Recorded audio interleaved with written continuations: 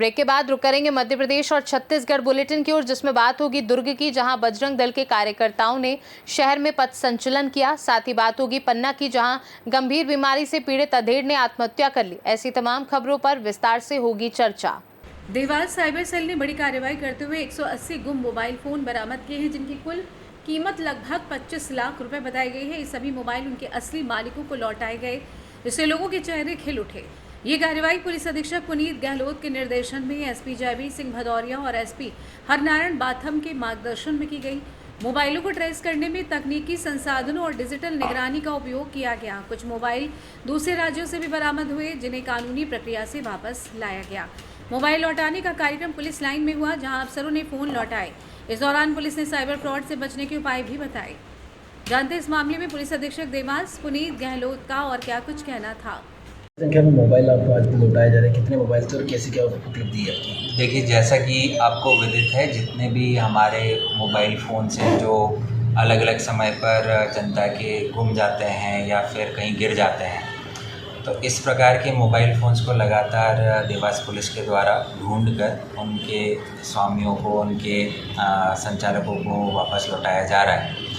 और इसी परिप्रेक्ष्य में आज एक काफ़ी सराहनीय उपलब्धि साइबर सेल देवास की रही, जहां पर करीब 180 से अधिक मोबाइल फ़ोन्स जो अलग अलग समय पर गुमे थे और जिनकी अनुमानित लागत करीब 25 लाख थी, उनको उनके लोगों को जो उसके असली मालिक थे उनको यहाँ पर बुलाकर लौटाया गया है। आज कंट्रोल रूम में करीब 150 के आसपास ऐसे लोग उपस्थित थे जिनकी अलग अलग समय पर मोबाइल घूमने संबंधी शिकायतें अलग अलग थानों पर दर्ज हुई थी। उनको अपने मोबाइल फ़ोन वापस पुलिस के द्वारा लौटाए गए हैं। साथ ही आज उनको ये भी सिखलाई दी गई है कि अगर मोबाइल फ़ोन गुम जाता है या कहीं पर गिर जाता है तो CEIR पोर्टल के माध्यम से वो ऑनलाइन आवेदन अपने मोबाइल की रिकवरी के लिए दे सकते हैं। जैसे ही वो आवेदन देंगे, पुलिस के द्वारा उनके मोबाइल को ढूंढने की कार्यप्रणाली स्टार्ट हो जाती है। इसी के साथ साथ मोबाइल फ़ोन जब गुमता है तो मोबाइल फ़ोन गुमने के पश्चात सेकेंडरी डिसएडवांटेज होने की काफ़ी आशंकाएं रहती है, जैसे कि हमारे पर्सनल फ़ोटोग्राफ्स, वीडियोज़ रहते हैं, वो मिसयूज़ हो सकते हैं, या फिर बैंक डिटेल्स रह सकती है, वो रहती है, वो मिसयूज़ हो जाती है। तो इस संबंध में भी सभी लोगों को आज अवगत कराया गया कि आप अपने मोबाइल को सुरक्षित रखें, प्रोटेक्टेड रखें, प्लस पासवर्ड एक अच्छा और स्ट्रॉन्ग रखें, ताकि इन केस कहीं मोबाइल गिरता है तो उसके भीतर मौजूद जो डेटा है उसको कोई मिसयूज़ नहीं कर सके। तो इस संबंध में काफ़ी सकारात्मक आज एक आयोजन हुआ। सभी हमारे करीब 150 से अधिक ज़िलेवासी जो अलग अलग गांव से, ज़िले के अलग अलग क्षेत्र से आए थे, वो अपना मोबाइल पाकर प्रसन्न हुए। आज वो संतुष्टि के साथ लौटे हैं और हमें पूरी अपेक्षा है कि ये लोग जब अपने गांव में परिवेश में जाएंगे तो और भी लोगों को अवेयर करेंगे। जो जागरूकता का मैसेज आज देवास पुलिस के द्वारा इन लोगों को दिया गया है। सर, साइबर क्राइम को भी लेके आपने जागरूकता का एक मैसेज दिया था सर। देखिए, जैसा कि आपको विदित है, लगातार पिछले 6 माह से हम पुलिस के द्वारा चौपाल आयोजित करके जनता को कैमरा लगाने के लिए 1930 के माध्यम से साइबर फ्रॉड को रिपोर्ट करने के लिए लगातार हम जागरूक कर रहे हैं। और उसका परिणाम आपके सामने है कि करीब 3 करोड़ के कैमरा हम लगा चुके हैं। लगभग 1 करोड़ की राशि हम साइबर फ्रॉड में वापस लोगों की लौटा चुके हैं। तो कोई भी ऐसा मौका जब रहता है, जब जनता बड़ी संख्या में उपस्थित होती है, तो हम इस चीज़ पर ज़रूर ध्यान देते हैं कि 1930 का ज़्यादा से ज़्यादा इस्तेमाल करें, क्योंकि जैसा आप जानते हैं कि साइबर फ्रॉड से बचाव का सबसे बेहतर तरीका है कि इसके संबंध में ज़्यादा से ज़्यादा जागरूकता लाना, और अगर साइबर फ्रॉड हो जाता है तो इसकी समय पर 1930 के माध्यम से शिकायत दर्ज कराना। ये 2 एंगल पर अगर काम होता है तो स्वतः साइबर फ्रॉड की समस्या निराकृत होती चली जाती है। वो हमारे ज़िले में हो भी रहा है।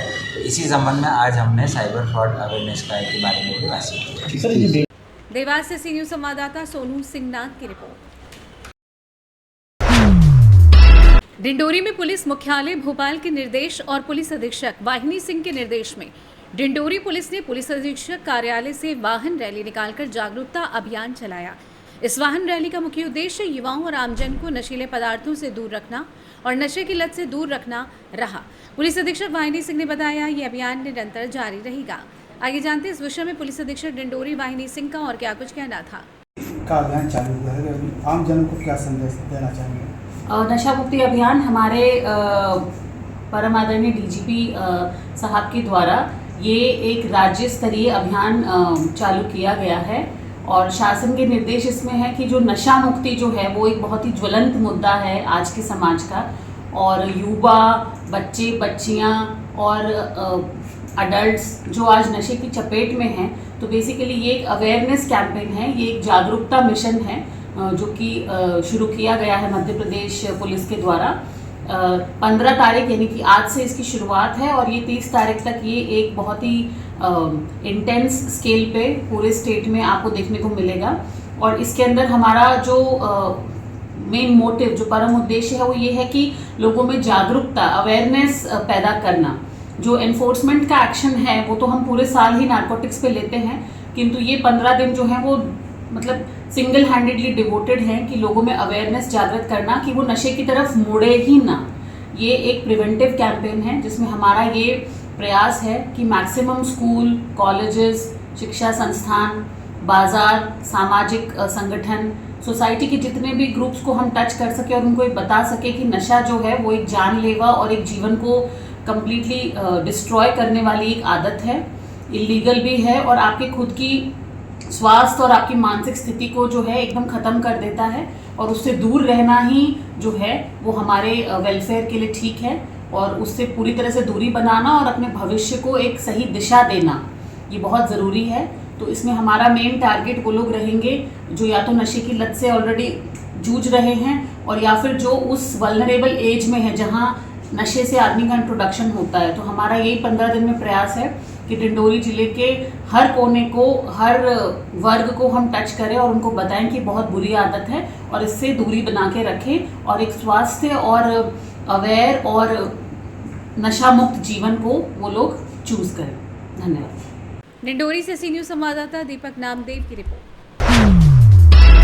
दुर्ग के पंचवटी मांगलिक प्रांगण में विश्व हिंदू परिषद बजरंग दल द्वारा 11 से 13 जुलाई तक दुर्ग, बेमेतरा और कवर्धा जिलों के कार्यकर्ताओं के लिए संभाग स्तरीय 3 दिवसीय शौर्य वर्ग आयोजित किया गया, जिसमें धार्मिक व संगठनात्मक प्रशिक्षण दिया गया।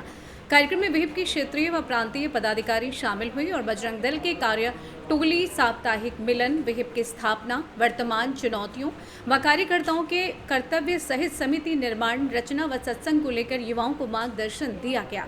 दुर्ग छत्तीसगढ़ से सी न्यूज़ संवाददाता धर्मेंद्र गुप्ता की रिपोर्ट। थाना शाहनगर अंतर्गत ग्राम नूनागर में एक दर्दनाक घटना सामने आई, जहां 35 वर्षीय विनोद साहू ने बीमारी से तंग आकर अपने घर में फांसी लगाकर आत्महत्या कर ली। जानकारी के अनुसार विनोद साहू पिता लच्छू साहू काफी समय से गंभीर बीमारी से जूझ रहे थे।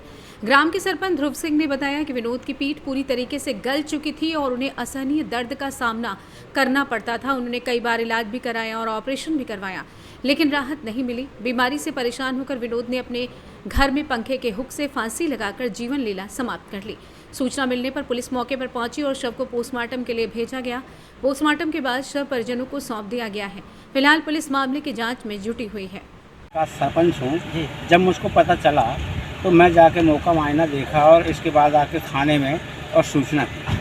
मतलब बीमारी थाने से कर्मचारी लोग गए और उनको वहाँ का मौका मुआयना देखा और फांसी से उतरवाया और इसके बाद लेके आके और पीएम करवाया। घर के अंदर लगाई फांसी? जी सर। पंखा जो था तो पंखा के हुक में जो रहता है उसमें उसने फांसी लगाया और एक वहाँ पर रखी थी क्या पेटी रखी थी बड़ी वाली और उसके ऊपर उसने कुर्सी लगाया और लाइलॉन की रस्सी में उसने फांसी लगा करके और झूल। मतलब बीमारी के चलते आत्महत्या बीमारी की थी कि उसके पौन गल चुके थे, डॉक्टर भी बताया और साहब भी देखे और पन्नी लगाया था, वो कपड़ा लगाया था, फिर भी मवाद बह रहा था। उससे जब बर्दाश्त नहीं हो पाया इसलिए उसने ऐसा कार्य कर दिया। क्या नाम लिखते हैं आप? उसका विनोद नाम था। आपका क्या नाम? मेरा नाम है ध्रुव सिंह, सरपंच नूनागर ग्राम सरपंच। पंचायत नूनागर। बहुत बहुत धन्यवाद। पन्ना से सी न्यूज़ संवाददाता रामचरण की रिपोर्ट। खबर मध्य प्रदेश के टीकमगढ़ जिले से है, जहां आपको बता दें कि मोहनगढ़ तहसील, जहां पर 17 जून से हो रही लगातार बारिश से जनजीवन अस्त व्यस्त हो रहा है। लेकिन वहीं 10 जुलाई से आज तक की मूसलाधार बारिश होने से टीकमगढ़ जिले में सड़कों व पुलों के टूटने से एक जगह से दूसरी जगह आने जाने के संपर्क टूट चुके हैं। उसी तारतम्य में 24 घंटे से कुंडेश्वर के जमडार बांध से निकली जामुनी नदी उफान पर आई और जलस्तर बढ़ा, जिस कारण तेज बहाव से मोहनगढ़ तहसील क्षेत्र के कई गांवों का संपर्क टूट गया और बारबांसी और ललितपुर जाने वाली सीधी सड़क के बीच नदी का मडियन घाट पुल नदी के तेज बहाव से ढह गया और 4 पहिया वाहन पूर्णतः बंद हो चुके हैं और 2 पहिया वाहनों से लोग अपनी जान जोखिम में डालकर रोजमर्रा का सामान खरीदने मोहनगढ़ बाजार के लिए भी निकल रहे हैं। आप देख सकते हैं और सुन भी सकते हैं स्थानीय लोगों की जुबानी उनको क्या परेशानी हो रही है। सिंह यादव। ये पुल कौन सा पुल बोला जाता है? ये जाम नदी का पुल है, मणिनगर घाट का। ये कब टूट गया था? ये आज ही रात में टूटा, काफ़ी बारिश हुई, टूट गया। आने जाने में बहुत दिक्कत आ रही है। ऐसा सुनने में आया कि इस तरफ भी अपनी पंचायतें हैं कुछ? हाँ है ना, पूरा मार्केट इस तरफ होता, मतलब पूरे लोग आते हैं इस तरफ मार्केट करने, बाजार करने। कौन कौन गाँव पड़ता है इस अपना इकबालपुरा पड़ता, पिथनौरा पड़ता, हनूपुरा पड़ता, काफ़ी गाँव पड़ते और यूपी के कुछ लोग आते। और रोड भी बहुत चालू है जे आने जाने, मतलब मेन रोड है जे ललितपुर वाला, बारवासी वाला, बहुत दिक्कत आ रही है आदमी लोगों को। और इससे यहाँ से अब बाहर कहाँ से निकलेंगे? कम से कम 50-60 किलोमीटर चक्कर से जा रहे हैं लोग, यहाँ से पूरा कला से, हिंगोरा से, तालबेट से जा रहे हैं। 50-60 किलोमीटर चक्कर से जा रहे हैं। इस पुल को बने हुए कितना समय हो चुका है? काफ़ी 10-12 साल तो हुए हुए हैं। 2002 में बने। 2002 में, हाँ काफ़ी समय हो चुका है। क्या नाम भाई आपका? हमारा नाम विशाल यादव है। किस पंचायत से? इकबालपुरा पंचायत। और एक कौन घाट का पुल बोला ये जामुनी नदी पर मडियन घाट का पुल है। यहाँ से आना जाना कहाँ होता है? यहाँ से आना जाना मोहनगढ़ होता है, वो मोहनगढ़ से ललितपुर बार। हाँ। इस तरफ अपने कितने गांव पड़ते हैं एमपी? इस तरफ 10 से 15 गांव पड़ते हैं और मतलब एक इकबालपुरा पंचायत एमपी की है, बाकी सभी। तो यहाँ का बाजार कहाँ करते हैं? यहाँ मतलब मोहनगढ़ का बाजार है। तो पर इन लोगों को अब कहाँ जाना पड़ेगा? अब यहाँ से बाहर जाना पड़ेगा, जो कि यहाँ से 20-25 किलोमीटर। अच्छा, यानी नदी आने पर इन लोगों को बाहर या बंसी जाना पड़ेगा? हाँ, बहुत दिक्कतों का सामना करना पड़ेगा। यहाँ से सौदा संपर्क टूट चुका है। हाँ, संपर्क टूट चुका है। और फिर यहाँ पर जो वाहन तो निकल नहीं पा रहा, केवल मोटरसाइकिलें जब रही से निकल रहे हैं। हाँ, वो भी बहुत मुसीबत से निकल रही है। ये कब टूट गया था? ये आज रात में ही टूटा। आज रात में जब नदी ओवरफ्लो थी, नदी थी, उसके कारण टूट गया। हो सकता है रात में टूटा या दिन में टूटा, ये पता नहीं है। जब नदी पता नहीं कब टूटा, जब नदी निकली तो फिर पता चला। टीकमगढ़ से सी न्यूज़ संवाददाता साकेत की रिपोर्ट। फिलहाल के लिए मध्य प्रदेश और छत्तीसगढ़ बुलेटिन में बस इतना ही। आप बने रहिए सी न्यूज़ भारत के साथ। हर खबर आपके साथ, आपके हाथ।